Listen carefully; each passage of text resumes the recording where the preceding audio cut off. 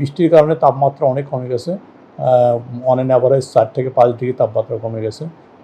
যে বৃষ্টিটা বেসিক্যালি ইতিমধ্যে হয়েছে রংপুর, রাজশাহী, ময়মনসিংহ, ঢাকা, চট্টগ্রাম, সিলেট অঞ্চলে, খুলনা, বরিশাল অঞ্চলে তুলনামূলক কম বৃষ্টি হয়েছে। তবে আমরা আশা করছি আজকে শুধু এইসব জায়গা না, খুলনা, বরিশালও বৃষ্টি বেড়ে যাবে এবং এই চলমান বৃষ্টি এটা আরও আগামী মিনিমাম 7-8 দিন কন্টিনিউ করবে। আমরা আশা করছি হয়তো মে মাসে 3-4 তারিখে যা পুরোপুরি ক্লিয়ার হয়ে যাবে। সেই সময় তাপমাত্রা আবার বাড়া শুরু হবে এবং তারপর আবার নতুন করে হিটওয়েভ অর্থাৎ তাপপ্রবাহ চালু হবে।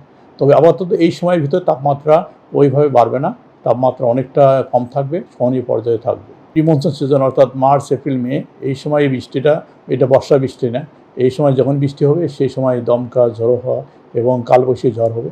আমরা গতকালকেই কালবৈশাখী ওয়ার্নিং জারি করেছি, যে গতকালকে কালবৈশাখী ওয়ার্নিং ছিল আপনার রংপুর, রাজশাহী, ঢাকা, ময়মনসিংহ এবং সিলেট সহ চট্টগ্রাম। আজকে এটা আরও বাড়িয়েছি। আগামী 48 ঘন্টার জন্য আমরা শুধুমাত্র বরিশাল ছাড়া মোটামুটি সারা দেশেই এই কালবৈশাখী ঝড় হতে পারে। আমরা বলেছিলাম যে এপ্রিল মাসে হয়তো একটা নিম্নচাপ হতে পারে অথবা 1 তারিখ বলা হয়েছিল, তারপর আমরা আপডেট করেছি। তবে এখনকার যে ওয়েদার কন্ডিশন বা আমাদের অ্যানালাইসিস, আগামী 15 দিনে কোনো ধরনের সাগরে ঘূর্ণিঝড় বা নিম্নচাপ হওয়ার সম্ভাবনা নেই। তবে একটা সম্ভাবনা রয়েছে, মে মাসের সেকেন্ড উইক অথবা থার্ড উইকে যে একটা নিম্নচাপ হওয়ার সম্ভাবনা রয়েছে।